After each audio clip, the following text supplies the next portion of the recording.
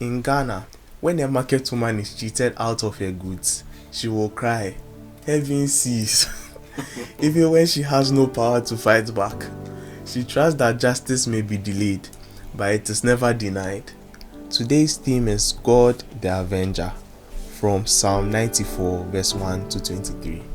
And isn't that the heartbeat of so many in our land? People oppressed by unfair systems, trampled by the proud, silenced when they try to cry out. It's tempting to believe that power wins. It's easy to feel that corruption has the final say.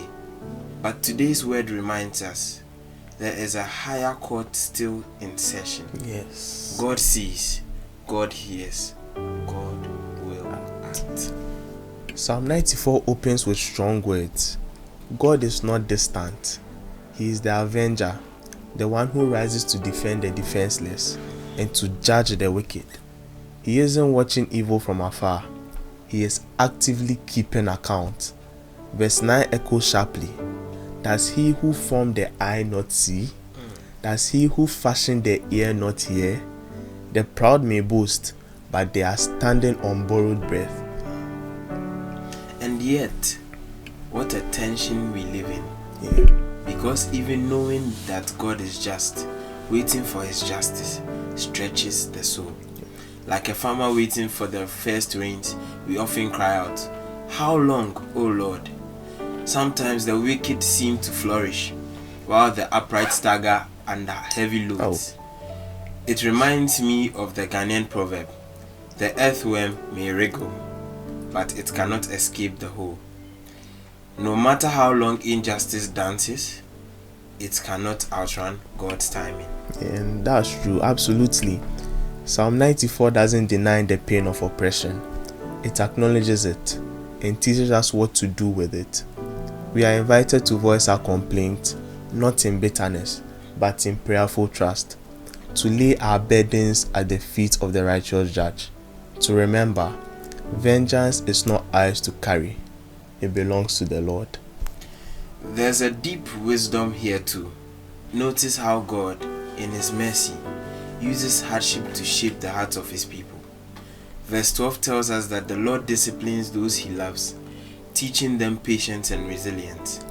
It's as if trials are chisels, carving out in us a greater love, a deeper dependence.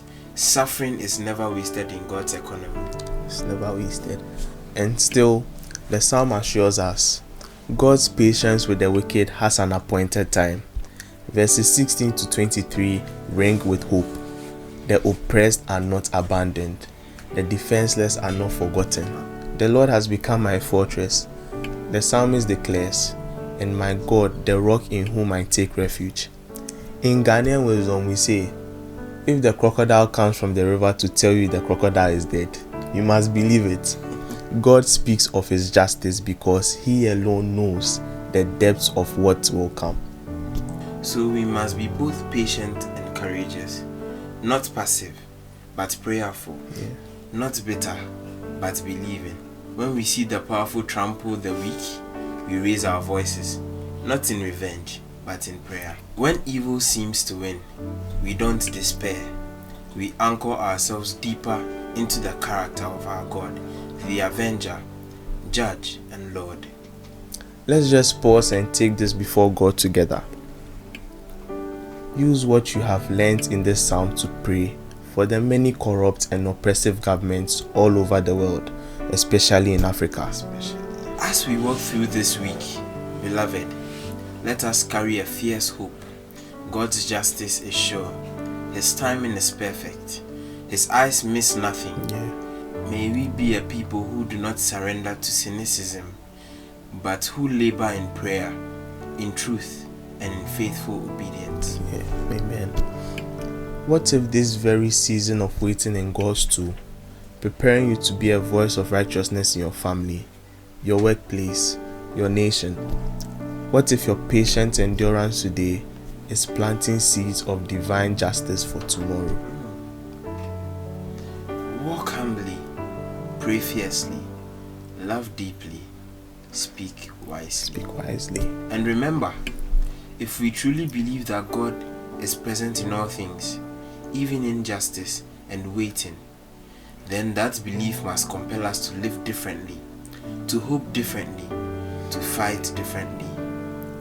God is constantly inviting us deeper into His great mystery, into who we truly are, and into who we are called to be. This journey is not about arrival, it's about trust. It's about surrendering our timelines and gripping tighter to His promises. May your life this week be a quiet rebellion against despair. Amen. A living testimony that heaven sees, and heaven will surely act.